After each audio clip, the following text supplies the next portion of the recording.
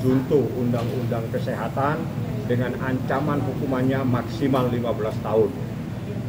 Sebagaimana informasi yang saya terima kemarin, memang hari Jumat besok dimintai keterangan. Jadi prosesnya adalah dimintai keterangan. Kita lihat seperti apa kehadirannya, apakah dia hadir atau tidak, kita tunggu besok. Karena besok informasi yang saya terima, kakaknya Niki, Edwin akan datang ke Polres untuk juga ingin mengetahui seperti apa orang yang akan dipanggil yang membuat menderita kemenakannya.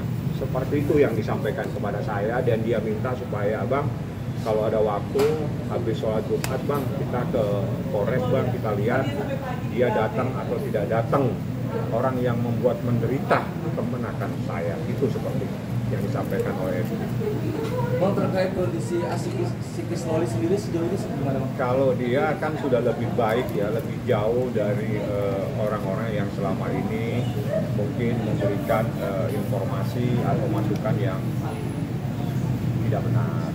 Saat ini dia ada dalam pengawasan dan perlindungan dari sebuah lembaga di mana itu atas permintaan Nikita. Jadi Nikita itu ingin memberikan yang terbaik buat anaknya, ingin terbaik ada perlindungan buat anaknya. Karena apa? Karena dia juga mendengarkan, mengetahui dalam berita acara pemeriksaan, dalam berita acara permintaan keterangan itu ada hal-hal yang sangat mengkhawatirkan, sehingga dia mengambil sikap, Bang, ajukan permohonan, saya bilang. Setelah dia tahu bagaimana, ajukan permohonan untuk perlindungan. Dan sekarang Laura itu ada di bawah perlindungan sebuah lembaga yang diatur dalam undang-undang, dan itu adalah lembaga negara. Bang, kemarin kan juga sudah ada 11 saksi dan 2 yang belum diperiksa, 13 ya Bang jumlahnya. Ya. Sejauh ini ada saksi dari keluarga Bang, mungkin nanti akan dihadirkan? Sementara belum. Sementara saksi-saksi yang langsung terkait itu adalah saksi yang mengetahui kejadian. Jadi saksinya terbagi dari saksi yang mengetahui kejadian pada bulan April. Dan itu yang luar biasa sekali, yang dahsyat sekali. Bahkan dia sempat berinteraksi itu, bertemu, ngobrol, ngopi bareng, bahkan sempat dia naik ke apartemen, menceritakan dan sebagainya. Dan itu sudah dituangkan dalam pemeriksaan. Yang kedua, saksi yang mengetahui kejadian di bulan Juni itu ada 2 orang. Nah, ada saksi lagi yang juga, jadi ada saksi yang berinteraksi langsung, itu saksi di bulan April berinteraksi langsung, saksi di bulan Juni berinteraksi langsung. Ada juga saksi di bulan Juni, April dan bulan Juni yang berinteraksinya melalui komunikasi WhatsApp, mengirimkan foto dan sebagainya. Dan itu sudah menjelaskan ke penyidik pada saat dilakukan proses pemeriksaan. Jadi saksi-saksinya terpecah dengan cerita kejadian dan peristiwa yang berbeda, tapi merupakan satu rangkaian terkait dengan adanya dugaan tindak pidana itu. Seperti itu. Besok kan rencana untuk Saksi itu disampaikan, tapi itu adalah proses penyidik yang bisa menyampaikan. Seperti apa, saya tidak punya hak untuk menyampaikan ke media atau ke masyarakat, karena yang jelas saksi itu datang. Saksi itu adalah saksi yang tahu pada peristiwa bulan April, saksi yang tahu pada peristiwa bulan Juni.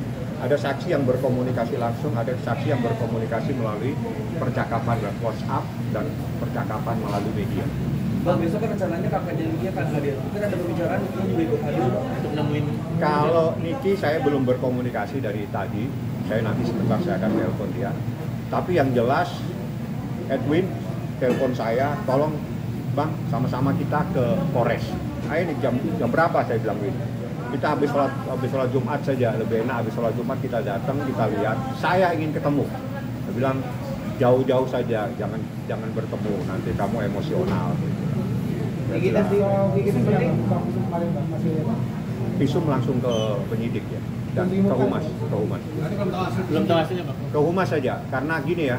Visum itu bahasanya gini, visum et repertum, dan visum itu pro justisia. Jadi kalau namanya pro justisia itu kita tidak punya hak, dan itu adalah terkait dengan proses hukum. Itu haknya penyidik, haknya polisi. Nah, kalau haknya polisi tanyakan kepada mereka. Biasanya visum itu mendetailnya itu ada dalam sebuah konklusi atau kesimpulan dan sebagainya. Kalau saya nggak punya hak. Ingin mempertegas saja Bang, berarti visum itu ingin mempertanyakan masalah tentang keperawanannya ini. Tanya langsung ke penyidik. Yang jelas visum itu nanti yang akan membuka cerita ini, ya. Itu jadi gini, proses ini kita ikutin saja. Jadi proses hukum kita ikutin. Apakah ini proses penyelidikan? Jadi ada proses penyelidikan, ada proses penyidikan. Seingat saya saat ini proses penyelidikan. Artinya adalah mencari dan untuk menemukan ada dan tidaknya sebuah peristiwa dan perbuatan pidana. Nah, seperti apa kelanjutannya? Alangkah baiknya tanyakan kepada Humas Polres Metro Jakarta Selatan. Bang, sejauh itu sudah ada obrolan sama Niki, Bang. Mereka sudah melaporkan Eva, mungkin melaporkan kuasa hukumnya sudah ada obrolan, Bang? Kuasa hukum maksudnya? Kuasa hukumnya Eva yang mau dilaporkan mungkin? Nggak ada komunikasi ke sana. Kita fokus. Jadi ada beberapa dokumen yang sempat dikirim ke saya, tapi saya bilang, Nik, kita fokus kepada untuk melindungi anakmu saja dulu. Kita fokus kepada adanya dugaan tindak pidana kejahatan terhadap anak yang diatur dalam Undang-Undang Perlindungan Anak dan Undang-Undang Kesehatan. Kita fokus itu dulu. Ini yang harus kita fokuskan. Saya mencari saksi, saya berkomunikasi dengan saksi, dan alhamdulillah saksi semua yang hadir itu saksi yang ingin menegakkan kebenaran dan mereka tidak datang. Kamu mau bantu? Saya mau bantu, Bang. Saya yang tahu. Oke. Bang, Berikan kesaksian. dengan Niki, Bang, kalau dia tuh pengen ketemu Adel gitu. Kalau ketemu akan seperti apa, Bang? Ada mobil Nggak mungkin lah dia mau ketemu. Ngapain juga? Ada apa kepentingan apa nih cuma bertemu? Yang jelas dia ingin orang yang dilaporkan itu segera diproses secara hukum. Jika memang terbukti mohon segera dilakukan penahanan.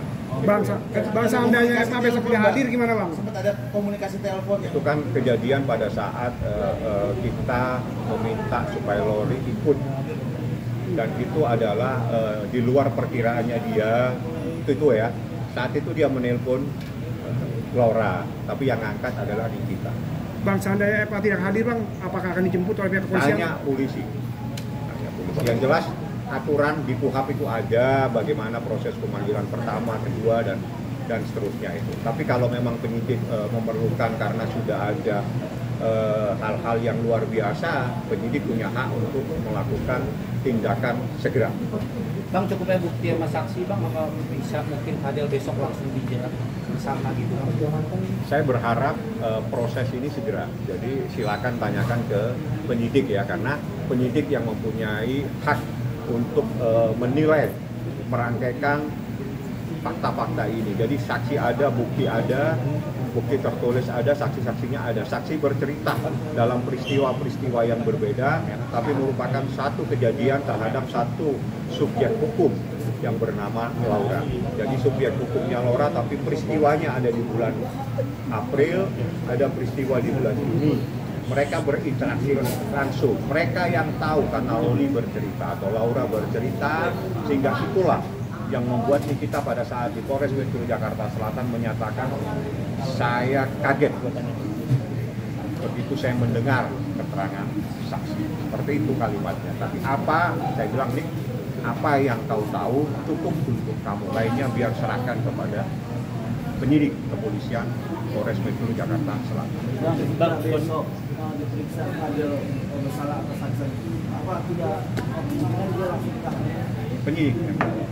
Silakan langsung ke Humas, karena saya dalam kapasitas adalah pengacaranya Nikita. Hak-hak untuk melakukan pemanggilan, melakukan proses penangkapan, proses penahanan, semuanya itu adalah hak penegak hukum. Dalam hal ini adalah kepolisian Republik Indonesia, yakni penyidik pada kesatuan yang menangani perkara tersebut adalah penyidik pada Polres Metro Jakarta Selatan. Tapi pihak Polres bukti yang saksi-saksi lagi yang akan diberikan. Saksi sih ada 2 lagi, tapi saya lagi berkomunikasi dengan penyidik. Ya, saksi ini juga saksi yang berinteraksi langsung. Nah, tinggal nanti bagaimana prosesnya, itu kan hak sepenuhnya ada di tangannya penyidik. Apakah diperlukan untuk saksi lagi yang saya sampaikan, kapan mau dilakukan pemeriksaan, itu penyidik yang mempunyai hak.